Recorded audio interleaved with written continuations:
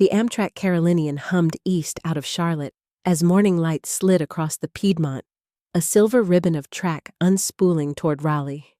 In coach car C, I sat by the window with a cooling cup of coffee and the quiet company of strangers, the soft thrum of the engine, the shuffle of a newspaper, the faint whistle of the doors sighing open between cars. At Greensboro, 3 women climbed aboard together. One with a sleek bob and a tablet slid into the aisle seat across from me. Another with a paperback tucked into her tote, and a smile that landed gently on anyone who met her gaze settled in behind. The youngest freckles scattered across her nose, and a hoodie the color of coral wrestled her pack onto the rack and dropped into the seat across from mine with a triumphant huff. "Mind if I sit?" she asked, already halfway settled.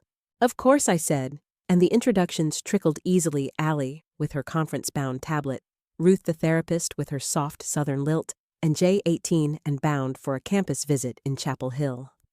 Their names hung in the airlight as steam, nothing sticky, just the kind of brief trust strangers sometimes share when the journey is short. But the stories are long.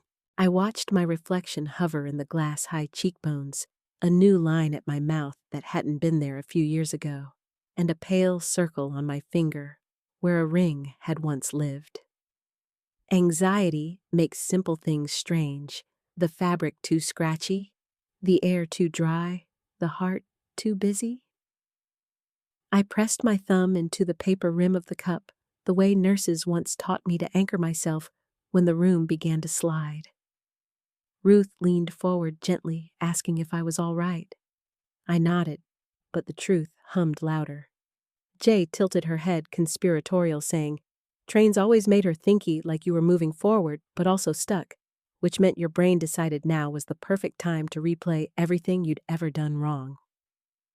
Allie smirked, not looking up from her tablet, and Jay admitted her mother claimed she narrated her own life like a podcast no one subscribed to.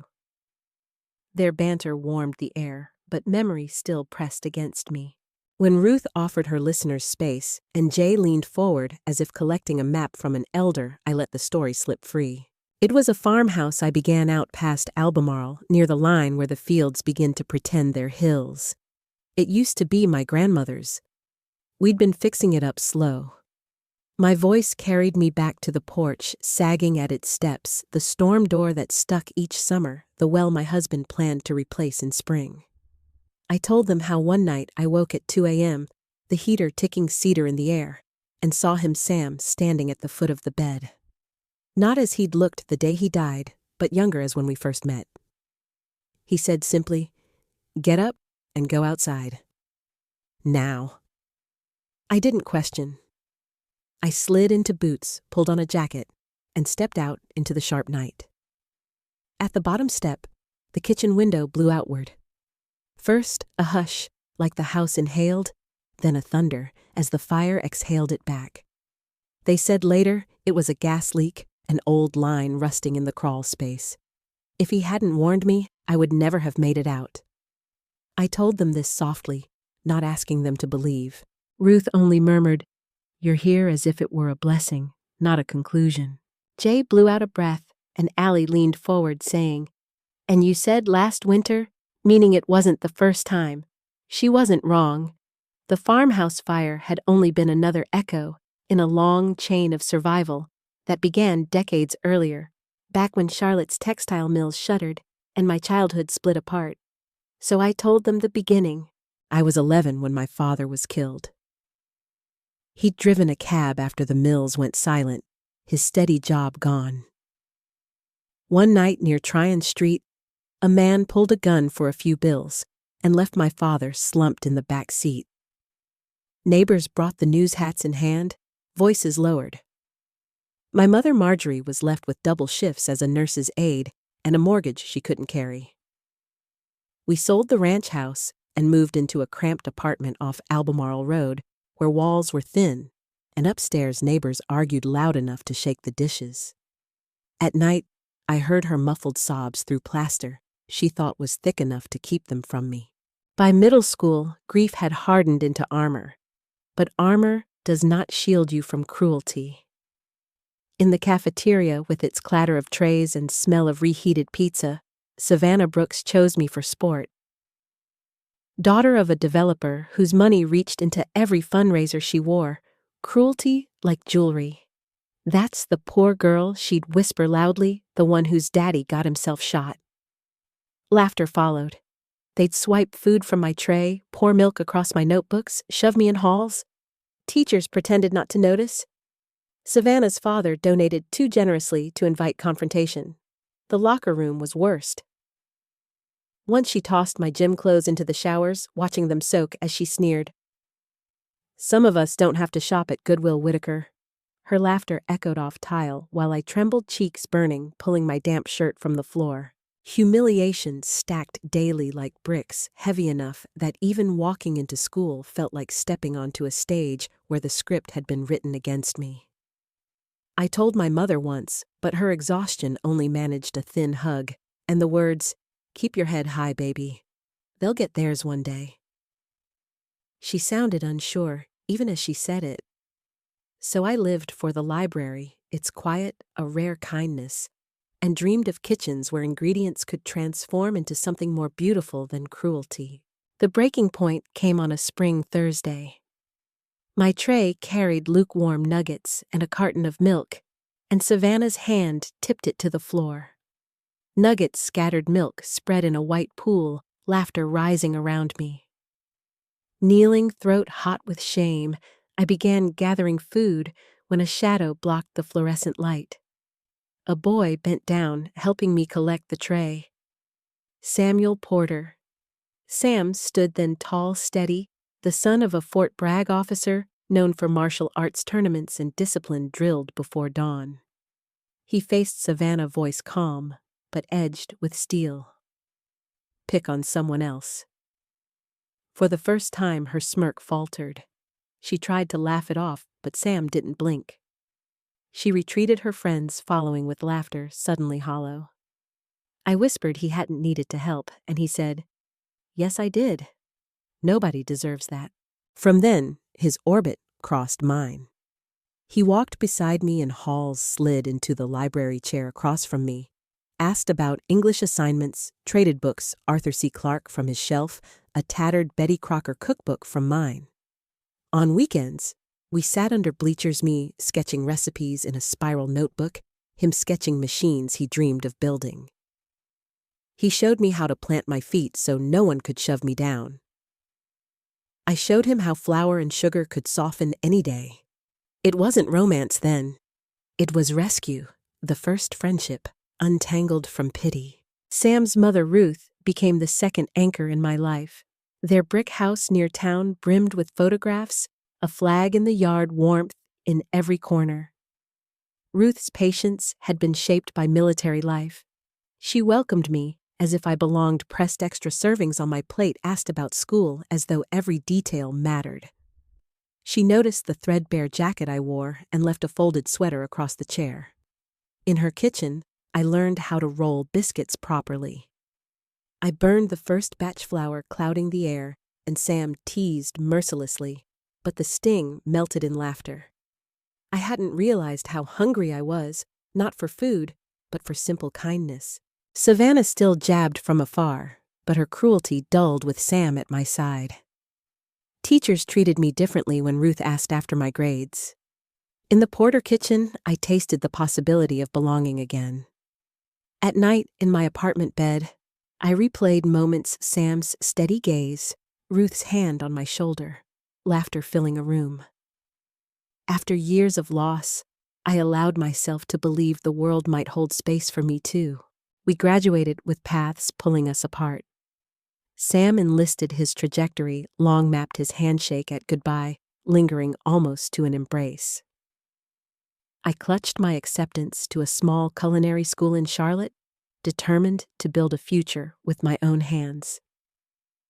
His letters arrived at first square handwriting, folded crisp. But they grew sparse, stripped of warmth, while rumors said Caroline Montgomery, the banker's daughter, read aloud her letters full of sunsets and smiles. I tucked my last letter in a shoebox I could never bring myself to open. Culinary school became fuel for my grief, I burned batch after batch of soufflés until one finally rose my ambition, sharpening with each night I traded sleep for skill. Chef Dupont clapped a wooden spoon against my shoulder, saying, "Whitaker, you've got the instincts. The rest is discipline. Keep this pace, and you'll run kitchens." I scrubbed until knuckles cracked memorized sauce reductions plated with precision. My classmates went out on weekends. I stayed with my knives. Every insult Savannah had ever thrown became a ghost I outcooked. Charlotte's kitchens were brutal. Heat like a forge chef's, shouting like drill sergeants' pans, clattering like gunfire. I thrived. By 21, I was sous chef, the youngest in the restaurant's history, running the line on busy nights. "Whitaker, make sure this kitchen doesn't burn," the head chef barked, and I didn't. Reputation built plate by plate, yet outside the world still had barbs. On a humid June evening, I stopped at a newsstand. The Charlotte Observer Society page showed Caroline Montgomery, white sundress, diamond ring, lifted Sam beside her in uniform, smiling only at her. My water bottle slipped, splashing the sidewalk. Strangers brushed past as the page blurred in my hands. It felt like the cafeteria floor had opened again, only this time there was no tray to gather. No Sam to stand between me and cruelty. That night, I sat at my kitchen table until dawn, the shoebox of letters at my feet. I did not open it. I only sharpened my knives and promised myself if I could not have love, I would have excellence. That vow shaped the years that followed. The kitchen became my battlefield, a crucible where ambition was forged from heartbreak.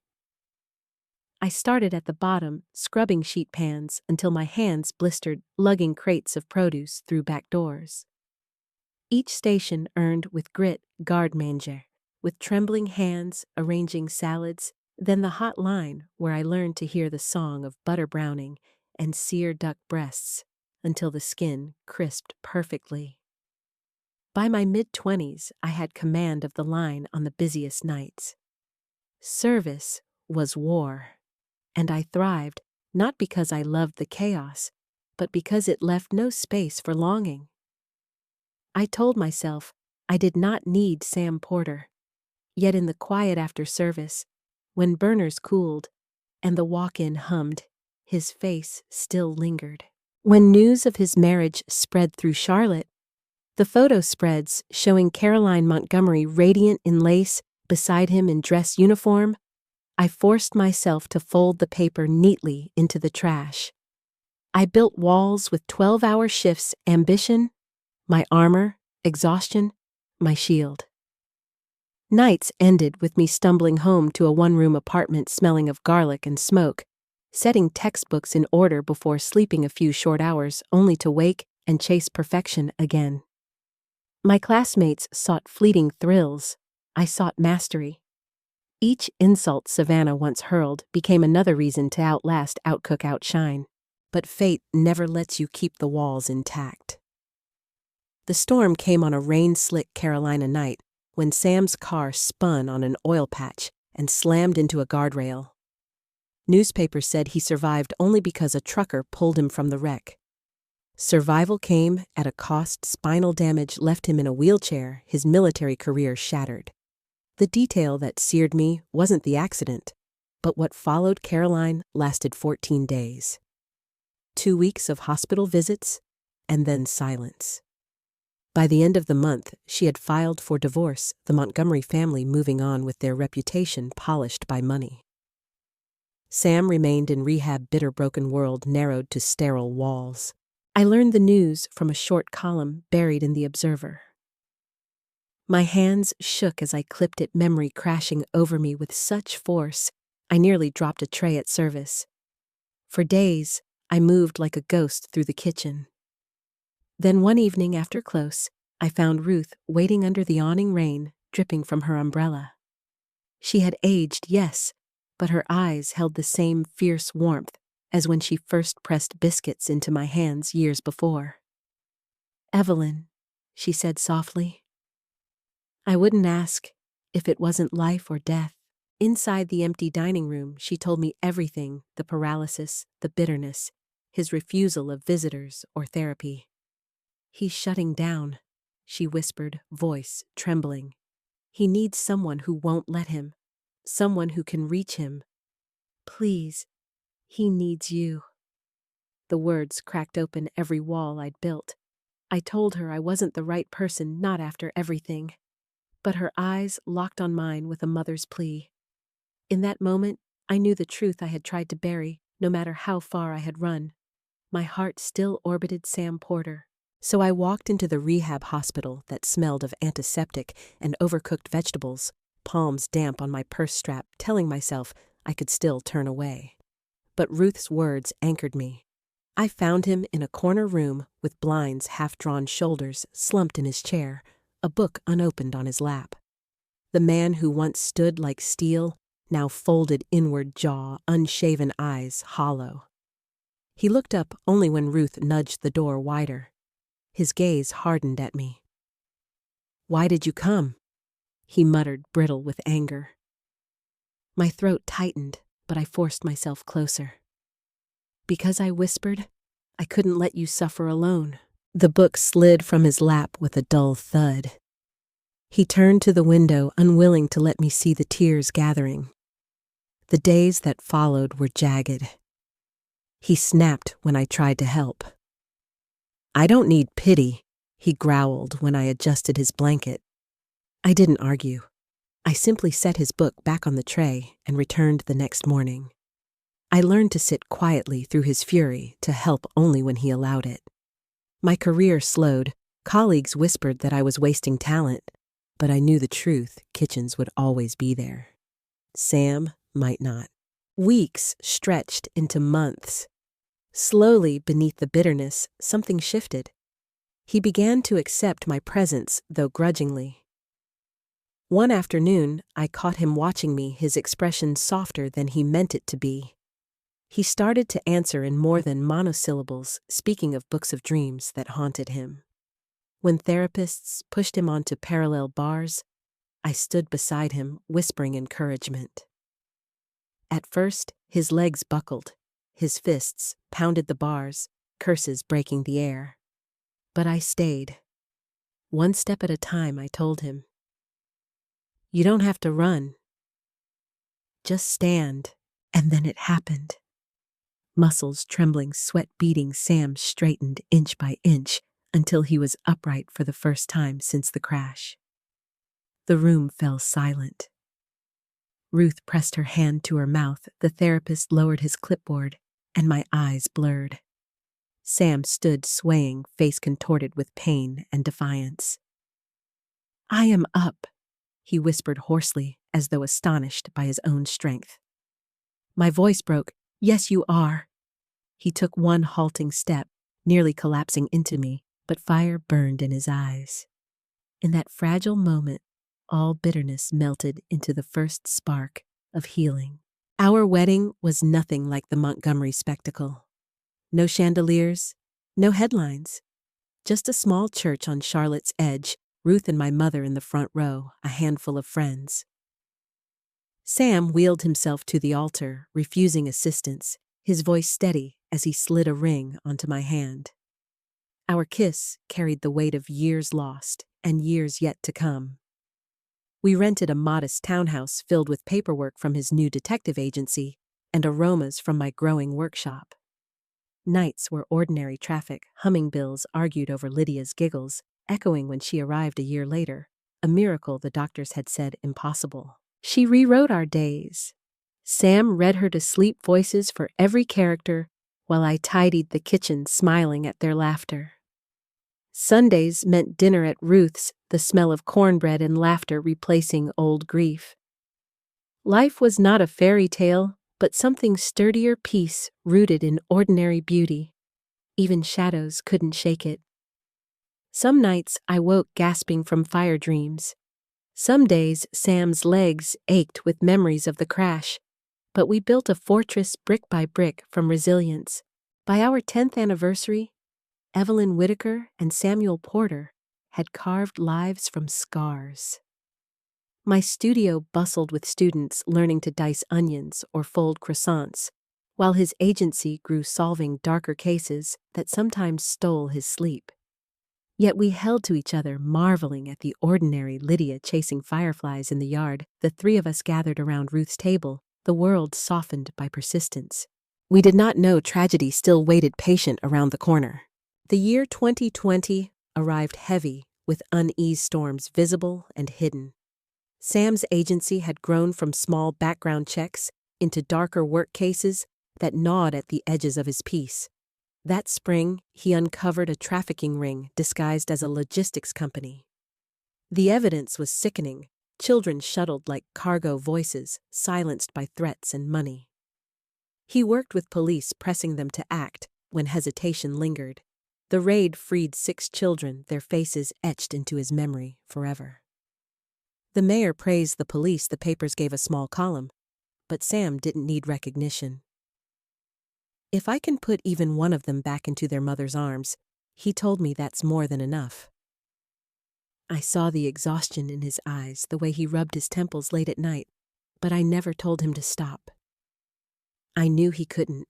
That summer, Ruth insisted on a small dinner in his honor. Just family and close friends. Lydia sat between her grandparents, Sam's smile easier than it had been in months. We left the restaurant under a soft rain, teasing him about his crooked tie as he leaned to kiss my cheek. The world felt safe for that fleeting moment, but safety is fragile. On Independence Boulevard, a semi barreled through a red light. Sam saw it first, headlights slicing across the dark. Instinct took over. He jerked the wheel, pushing my side of the car away from impact. Metal screamed, glass shattered, and the world went white. When the chaos cleared, Sam was gone. Paramedics pulled me from twisted steel, broken but alive, his hand still on the wheel, his body the shield that saved me. They said his sacrifice gave me breath at the cost of his own. I drifted in a coma, tethered by tubes, machines filling my lungs. Ruth kept vigil, Lydia curled at her side, too young to understand why her father's chair sat empty in the corner. Doctors whispered probabilities and percentages, measuring life like math problems. In the coma's depths I dreamed. Sam stood whole at the edge of a field we once passed on summer drives, not in uniform, but in the faded shirt from high school days. "Eve," he said, voice steady, "you have to keep going for her. For Lydia. She needs you." I reached tears, burning, whispering I couldn't do this without him. He brushed my cheek with a warmth so real it split me. "You can," he said. "Promise me." And he stepped back, his outline dissolving. Weeks later, I woke blinking against fluorescent light. Ruth's face swam above me, relief cracking her into sobs as she called for the nurse. My whisper croaked Sam's name, and the silence that followed told me everything. I turned to the wall and wept until the monitors shrieked. Fate wasn't finished. That autumn, while I was still fragile from the crash, the hospital's oxygen system malfunctioned. Fire ripped through the lower floor alarms, shrieking smoke pouring through vents. Nurses wheeled patients out as flames licked the walls. I was pushed outside into the red wash of emergency lights, coughing smoke, realizing how close I had come again. Twice death had reached for me. Twice something or someone had pulled me back. But survival did not feel like victory. The weeks blurred into condolences, memorial services, paperwork that reduced Sam to signatures and stamps. I returned to our house, where his jacket still hung on the chair, and Lydia's drawings decorated walls he would never see. Silence pressed against me like stone. Depression rooted deep. I rose only because Lydia needed breakfast. Bills needed paying. Ruth begged me not to give up. But once the house quieted, I sat alone in the kitchen, staring at the stove, remembering nights I cooked for him, mornings we shared coffee. Nights brought fire dreams, crashes, the farmhouse blaze, Sam at the edge, urging me forward. Each morning, I woke to absence, the bed cold, the ache unrelenting. By winter, I stopped pretending to be whole. I carried grief openly scar across my side, hollowness in my chest. The world saw resilience. I felt only emptiness. Sam had given his life to save mine. Now I had to keep living in a world he no longer occupied. When spring came pale and reluctant, I made a decision. The townhouse with its hum of traffic and memories had become unbearable. Every corner echoed with absence. With Ruth's blessing and Lydia's hand in mine, I drove back toward the farmhouse my grandmother left us. The gravel lane curved into view, and my breath caught. Weathered siding peeled in strips, shutters hung askew, the porch sagged. Grass grew wild garden strangled by weeds, yet the place pulsed with memory. Lydia skipped ahead, chasing a butterfly. I walked slower, hand trailing the railing, hearing my grandmother's voice calling for supper, seeing my father lifting me high against twilight. Here, pain did not vanish. It endured, but softened into familiarity. Inside, dust swirled in beams of light. Furniture still stood where abandoned years ago. A quilt lay folded at the foot of a bed. In the kitchen, my grandmother's cast-iron skillet waited blackened from decades. I touched it reverently, remembering biscuits I'd once burned with Ruth laughing beside me. For the first time in months, I smiled. Outside, the old well leaned at the yard's edge. Lydia ran circles in the grass, her laughter ringing like chimes. I closed my eyes, felt the breeze, heard cicadas, and realized Sam was not a ghost, but woven into every strength I carried. He lived in the courage that brought me back in the resilience I now taught our daughter. Days fell into rhythm. I rose with the sun-brewed coffee in my grandmother's percolator, watched Lydia chase chickens from a neighbor's yard. I mended what I could, replaced shutters, cleared weeds, planted herbs where wild vines once choked. Each small task stitched purpose into grief. At night, I sat on the porch with Ruth's cicadas singing Lydia asleep inside. We spoke of Sam, not just his death, but his stubbornness, humor, the voices he gave characters when reading to our daughter. Remembering hurt, but also healed, the farmhouse became sanctuary. I began teaching small cooking classes in the kitchen. Neighbors brought tomatoes and honey, eager for recipes I once guarded in fine dining kitchens. There was no shouting chef here, no ticking service clock, only laughter flower dust across counters, the warmth of community. Lydia thrived childhood unfolding among fireflies, much like mine once had. Watching her run barefoot through the grass, I saw the thread of generations past tied to present. One evening, sun dipping, low sky painted rose and gold, Lydia curled against me on the porch. I looked at the garden, the house weathered, but standing, and for the first time felt not haunted, but whole. My life had not ended in a blaze, though it nearly had. It had bent scarred, but still stood much like the farmhouse. I knew the pain of losing Sam would never vanish, but love does not end with death. It endures in memory, in resilience, in strength passed to our children. This was not the happy ending I once dreamed, but something more enduring, healing acceptance, a quieter hope. That night, I whispered a promise to the stars, one Sam would have understood.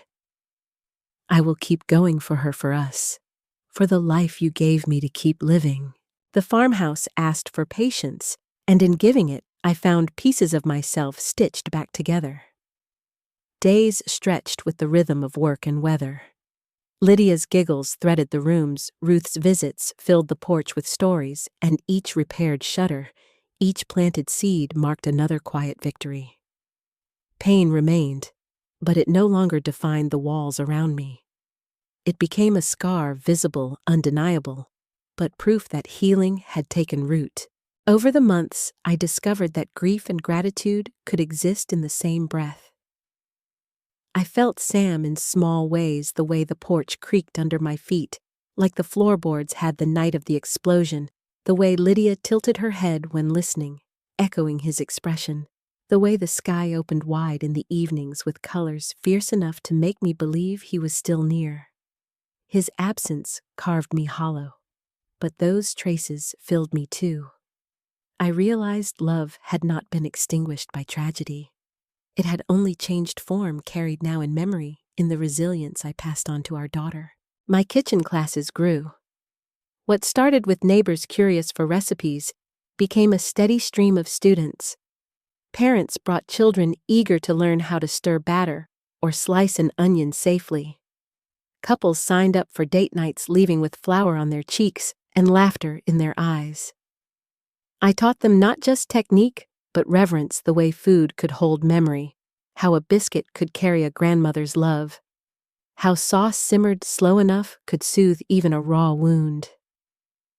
I found joy again in their faces, in the community that gathered around my counters.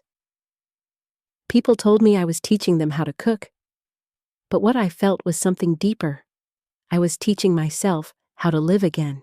Lydia flourished in the fields and fireflies, a childhood that was both simple and extraordinary. She chased butterflies in summers, built snow forts in winters, and filled notebooks with drawings of the farmhouse, sometimes sketching Sam in them too. When she asked questions about her father, I told her the truth, his stubborn strength, his sacrifice, his laughter. I wanted her to know not just the shadow of loss, but the fullness of who he had been. Ruth often added her own memories, her voice steady with pride and sorrow. Together we painted a picture of him that would never fade. There were moments when the silence returned sharp as glass. Some nights I woke from dreams of fire gasping, heart racing. But instead of drowning me, those dreams became reminders I had been spared, twice pulled back when death reached. Sam had told me once in the dream field of my coma that I had to go on. In those moments, I whispered to myself that survival was not a punishment. It was a gift, one I had to honor. Years passed quietly but steadily, each one layering strength over the old ache. The farmhouse transformed under my care. The porch steadied, the garden blossomed, the well was mended. The community grew around us. Ruth aged with grace, her hair silvering, her smile still fierce. Lydia grew into a young woman, tall and bright-eyed, her spirit carrying both my resilience and Sam's steadiness. Watching her, I felt the thread of our story stretch forward. I often thought of the train ride east when I first told strangers the beginnings of this story. Ruth, with her therapist's patience, Allie, with her quiet observation, Jay, with her hopeful questions, they had been mirrors, listeners, who let me set my grief into words.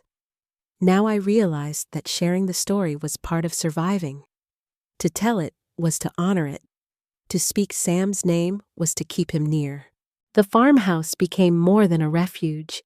It became a legacy. My kitchen classes expanded into a small school with my name on the window, Whitaker Culinary Studio.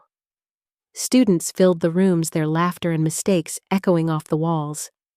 They brought me not just joy, but purpose, the reminder that I could still build, still create. When I watched them succeed, I felt echoes of Sam standing beside me, steady, reminding me that no setback, no cruelty, no tragedy could erase what we chose to make of our lives. One evening, years after returning, I stood on the porch at sunset. Lydia leaned against the railing, almost grown Ruth, rocking slowly in the old chair. The fields stretched wide gold in the fading light. The air smelled of earth and herbs, the garden alive again. I looked at them and felt something I hadn't dared name for years, peace. It wasn't loud or triumphant. It was quiet, steady, a peace, built not on forgetting, but on carrying everything, the love, the pain, the fire, the loss, and still choosing to go on. I thought of the girl in the cafeteria whose tray was knocked to the floor, of the young woman who sharpened knives instead of opening the shoebox of letters, of the widow gasping against hospital smoke. I thought of the mother who chose to return to a broken farmhouse and build again. They were all me pieces shaped by loss and by love. And though scars lined my life, they did not define its end. They defined its strength. That night, as stars pricked the sky, I whispered again the promise I had made: before I will keep going for her, for us, for the life you gave me. And for the first time, I felt not just duty in the words, but gratitude. Because despite everything, despite fire and loss and grief, I had found a way forward. If you've listened this far, maybe you've carried your own scars, your own moments when the world shattered, and you had to decide whether to stand again. If so, know this: survival is not weakness, it is courage. Love does not end with death. It endures in memory, in resilience, in the ways we choose to live for those who can't. So if this story has touched you, I ask you to carry it forward. Like, share, and subscribe to hear more stories of resilience, family, and the fragile but enduring strength of the human heart. Leave a comment if you've ever carried someone's memory as a light through your own darkness. Together, in telling and listening, we keep those lights alive. And